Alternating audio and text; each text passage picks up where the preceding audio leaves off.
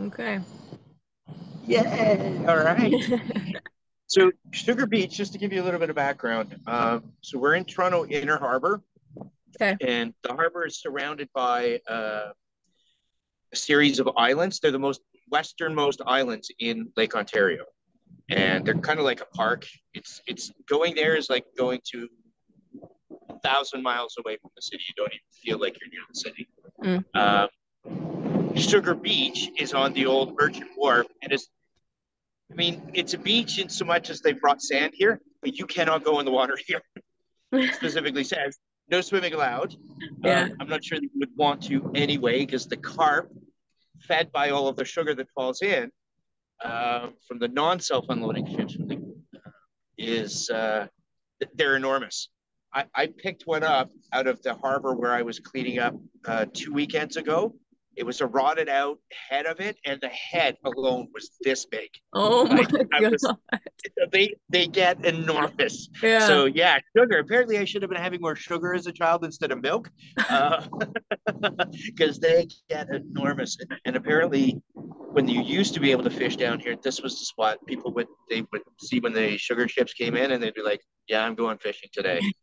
Now I think people know better than to eat the water out of the harbor here. At Yeah. least I hope they do, because it's not the only thing that goes in. I mean, sure the sugar is okay, but we've got a lot of cement and salt that comes in and it trips over, right? Yeah. So Yeah. yeah, on the other side of the islands, great for swimming, not inside the harbor. Yeah. It's kind of a little gross. And I'm Classic underneath an industrial. umbrella. Oh yeah. Yeah, classic industrial. But you know what? They've made it over the last 20 years. They've really done a lot of development along here. Hi, sweethearts, pigeons. I've got a canopy over me, so I'm not getting pooped on.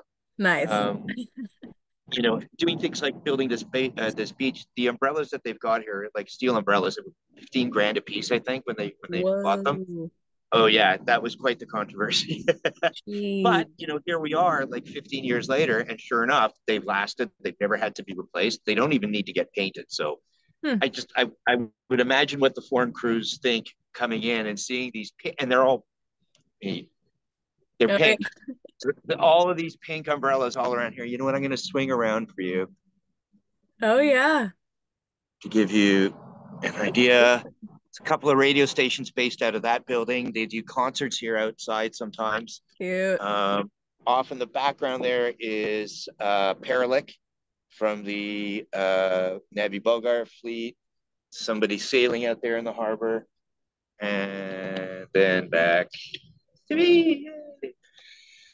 So, did you practice your answers? Did you give them any thoughts? I Because did. I do have a surprise question for you at the end. Because Oh I wow. wanted to have something spontaneous, but it'll be a really super fun question that I'm sure I'm you're going to really like. I'm So, uh, excited.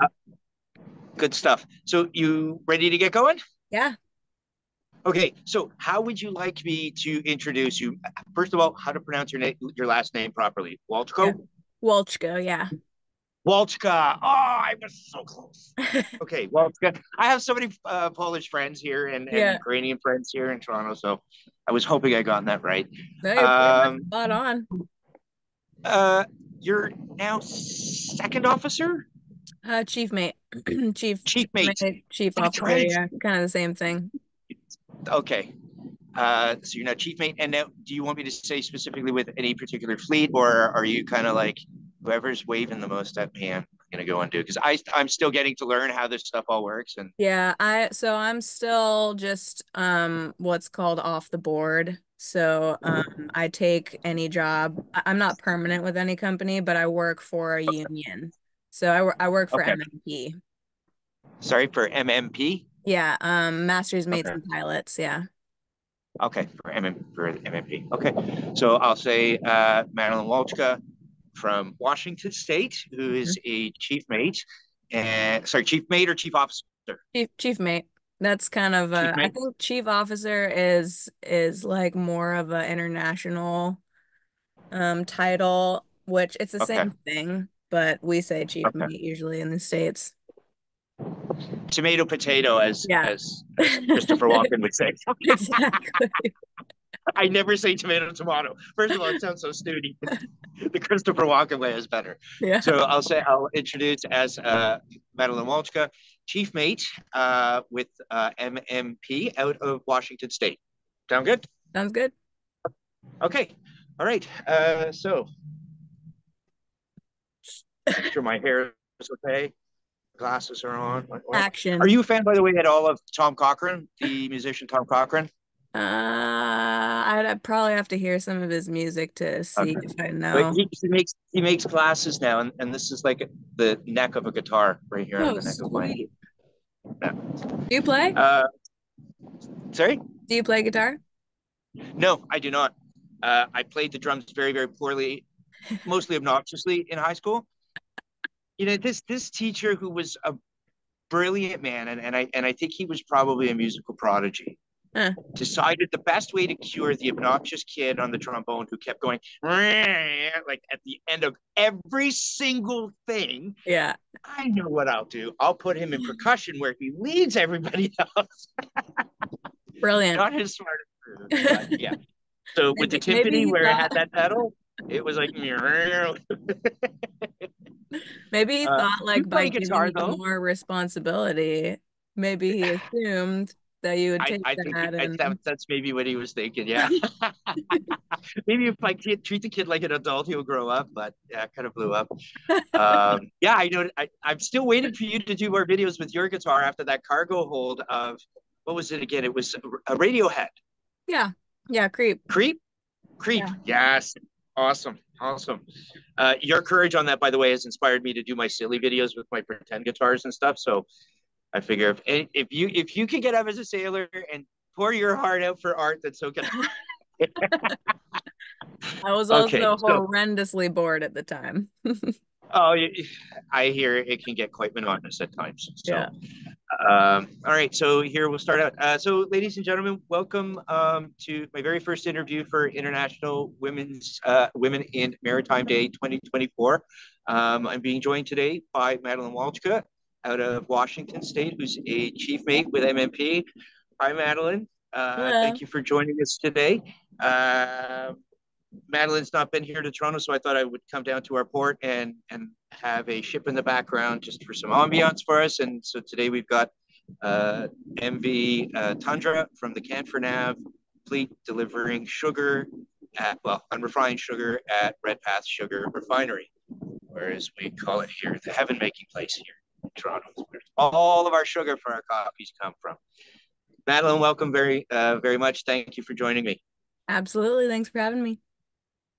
I'll get right into the questions because I don't want to keep you with too much of your time today. So thinking back to the beginning of your career and even now, who would you say is your biggest champion, and how have they helped you in pursuing your career path as a woman in maritime? My biggest champion would be my parents, I would have to say.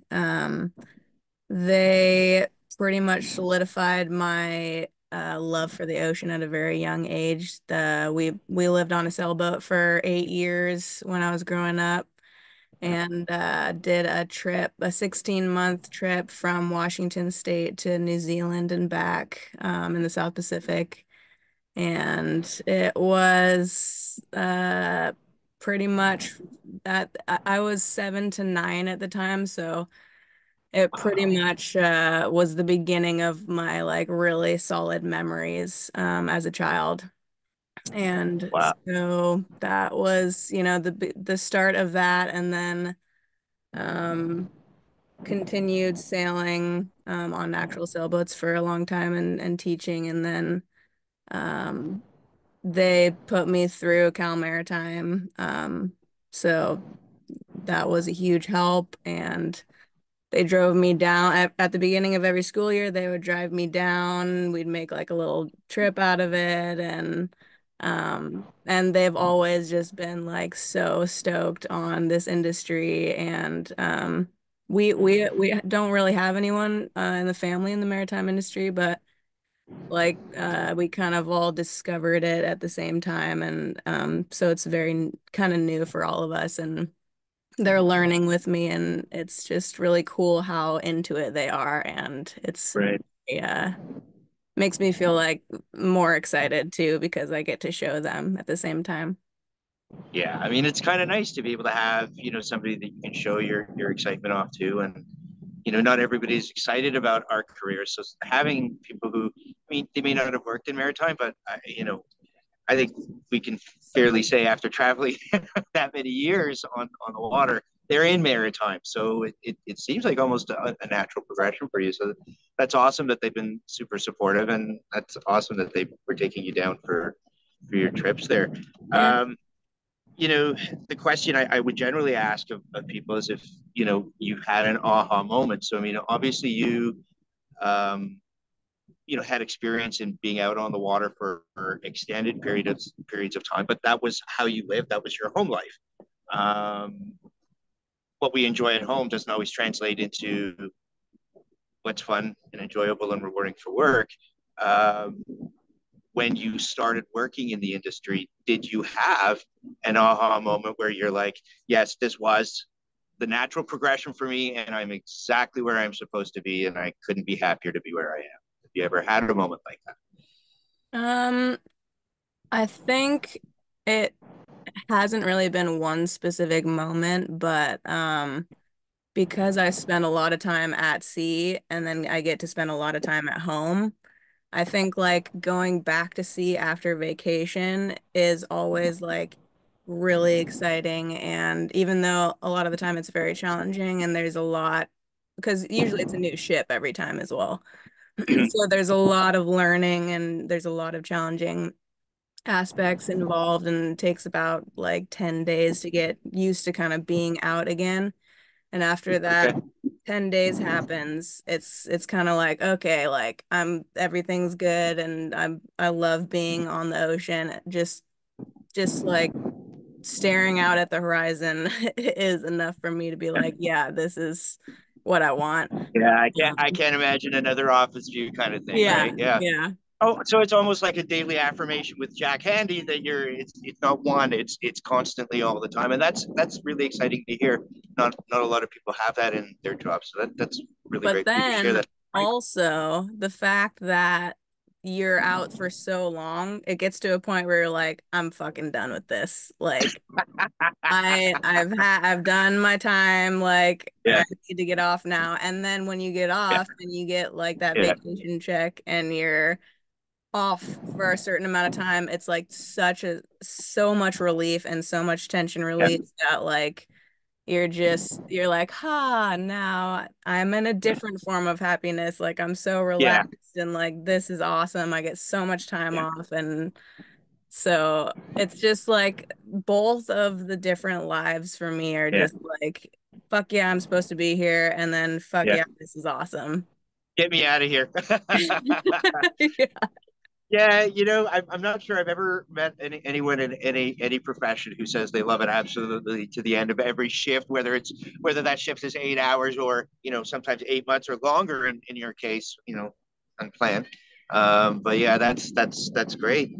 Um, you mentioned that you've been on sailboats before and that you had worked on teaching people on sailboats.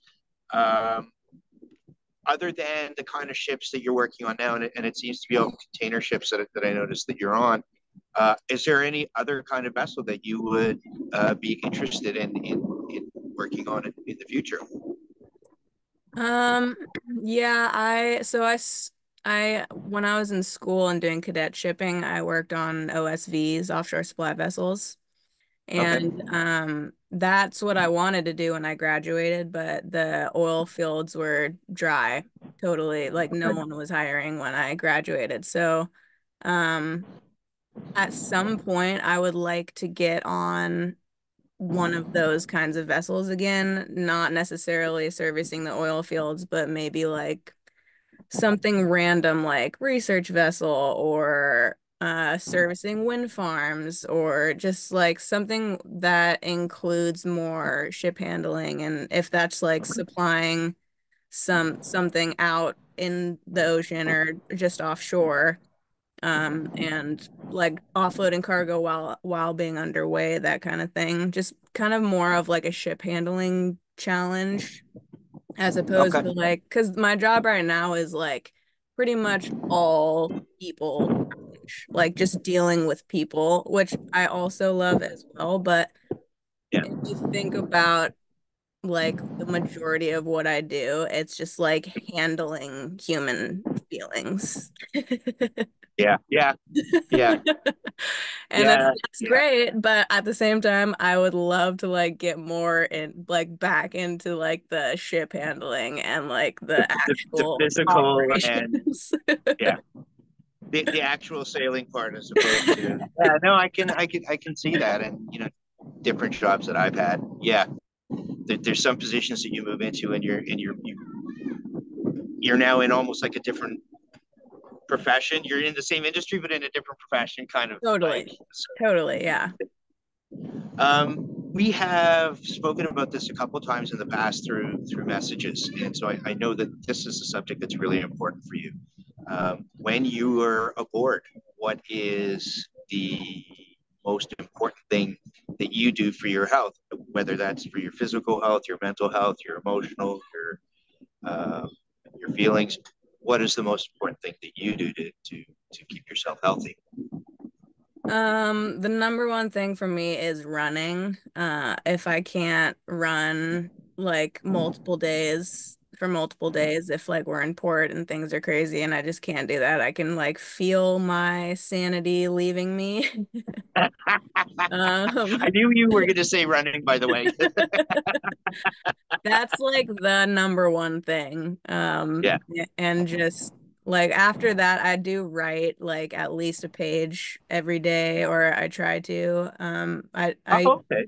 I haven't like I haven't taken more than 3 days off of writing for like years at this point. Um, Okay. but that's like And are a you just really journaling, or cool. is this like creative, like storytelling writing, or? Whatever happens that day, it's literally just cracking the Okay. faucet and letting the words just blah blah blah blah blah. Yeah. Yeah. You Um, know, I had one trainer who told me in the security business, he goes, people are going to yell at you all day. He goes, but they're not yelling at you. They're yelling at the shirt, at the uniform. So at the end of your shift, take your uniform and just wring it out. Just wring it all nice. out and go Wow. home and live your life. That So is that really it's good always good advice. to hear. Yeah, right. It's good to hear that you do that, because that's, yeah, you don't want that stuff to bottle up, and especially when you're with the same people day in day Yeah. out, right? Yeah. So wow, yeah. So like, what do you do for running if you're not able to get off board? Like, do the ships normally have like a treadmill that you can? I know that's not a substitute for real runners. I know this, but like, is it? Do you at least get to get that in, or is there something else that you can do to kind of um, get at least that cardio workout in? Yeah, I've only been on two ships ever that didn't have treadmills. Okay. And in that case, I would run on deck. It's not the safest option. And it's 100% against company policy, like all the time. Yeah. But it's like, if you don't give us gyms, like, what am I supposed to do here? I Yeah. can't not. I will like murder someone if you don't allow me to run. Yeah. Yeah. So like give No, me a and treadmill or I'm running on deck. yeah, it's, give me an option, or I'm gonna go ahead and do, yeah. So no, ladies and gentlemen, no running in the halls, and no running on deck. Okay. That's right. Don't follow my example. Yeah, it's funny. I see every now and then I'll see people have their bikes. They brought their bikes with them. And one gentleman I know who works on the oldest ship here in the Great Lakes, the oldest steamship, the SS Alpina. He says they've got somewhere in the neighborhood of like 21 or 22 bikes on their ship at any time. So they'll go out Whoa. for a ride and stuff. And at first I'm getting old. My brain doesn't work the way it used to. What I first heard was, so these guys are riding their bikes up and down the deck, which of course they're not doing. They're taking it off and going for a ride. But yeah, that was really interesting to hear that they do that. I'd imagine for you being, ladies and gentlemen, just Madeline runs 100-mile marathons, not those wee little wimpy 26-mile one. She does the 100 I, mile ones. well, I have been doing 50-mile ones in the past. I'm now Yeah. training for my first 100. So Yeah. I wouldn't say that I do it yet, but Yes. Okay. hopefully after mid-July, I will have run a 100 miler straight. You'll Fingers do your. crossed. You're already there in your head, so we're going to count that as that. um, Now, I do have to ask. I've tried to keep the questions as neutral as possible, but we are doing this for International Day for Women in Maritime. So I will ask, what advice would you have for women or for, girls who are young women who are still in high school and even young girls like my nieces who are, 2 and 3 years old? What advice would you give to them if they were considering a career in maritime? I would say, if you ever have the opportunity to do something in your life that you find challenging, or if you have the opportunity to do something and the first thought in your mind is that's terrifying, or I would never be able to do that, do it anyway, because the more you do and the more you do things that are terrifying for you, um, the more your reflex will be, okay, this is not a bad feeling. This is something that, like, it's challenging, but it's not a negative thing. It's just that, Mm, you know, maybe you're terrified, but it will make you better to continue doing stuff like that. yeah. And it'll make you pursue things that you never thought were possible for you. It opens up a world of opportunities when I think David Bowie said it best. I read this quote just after he had passed. He said, if you want to do something truly great, you have to go out into the water and get to that point where you feel you've gotten just a little bit too deep and you're not quite comfortable with where you are. You got to take that next step because that's where truly great things happen. And it's a message that I don't know. Maybe it was around me for so many years, and I just didn't notice it until then. But ever since then, I see that around me in the people who impress me the most. It's one of the qualities that I find in remarkable people is that uh, they're doing really, really incredible things because they first had to summon the courage to say, okay, I'm going to do something I'm not really comfortable with. And that's remarkable advice. And that's great advice, not just for women who might consider a career in maritime or even for young girls like my nieces. That's just great advice for anybody, isn't it? Right? Yeah, for So, sure. all right, and we're gonna finish with a fun question. I hope you don't mind, but for a guy who calls himself a punk, I have to put this question to you. What was the very first concert you ever went to? Oh, Crosby, Stills, Nash and Young. Um, God, I can't remember what year it was. Obviously, it was with like my entire family, so uh it Wow, was like we talk were about out hitting on the it out of the park. green. Yeah, it was, I can't even remember where it was or how old I was. I was young, very young. Okay, wow, But it that was a great show. I mean, it's Crosby, Stills, Nash and Yeah, Young. yeah. Wow, that is so awesome. I'm not going to tell you mine now. What? That's not fair. It was okay. All right. It had Canadians, so like Crosby, Stills, Nash and Young did. But mine was an '80s hair band Yeah. called called Platinum Blonde, and I saw them in a tiny, tiny hockey arena in Prince Edward Island, Canada, when I was like 15. Wow. Not if I could go back in time and have a first concert again, it wouldn't have, I'd still go to it because it was an incredible show nonetheless. But yeah, I not, think that's not the very most auspicious. valid. Yeah. But it did do one thing for me. the pyrotechnics that they had were just so incredibly awesome that it hooked me for life. I was like, yeah, I got to come and see this kind of thing again. And I already knew I always wanted to go to concerts from the time I was very young, but that kind of cemented it for me. Yeah. But it's an 80s hair. But for people who know Platinum Blonde, like Canadians are like, buddy, okay. You turned out well considering.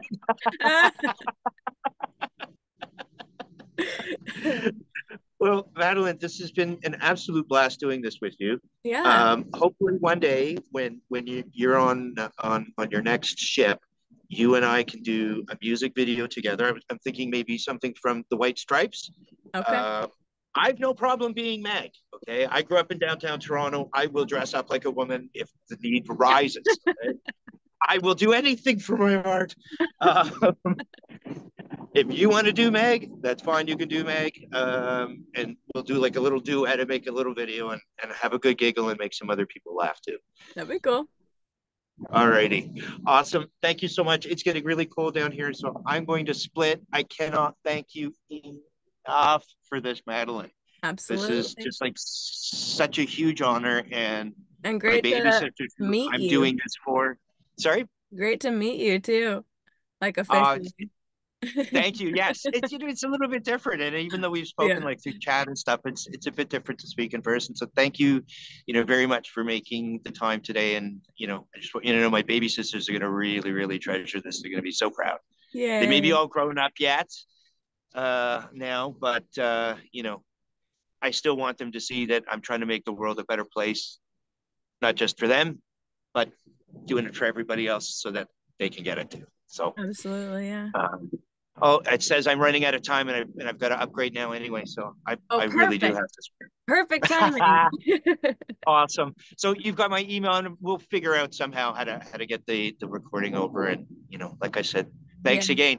Yeah. All the best from Canada. See you next Yep. time. See you next time. Yeah, I think it's actually literally cutting me off now. Okay, bye. All right. Bye. Ciao.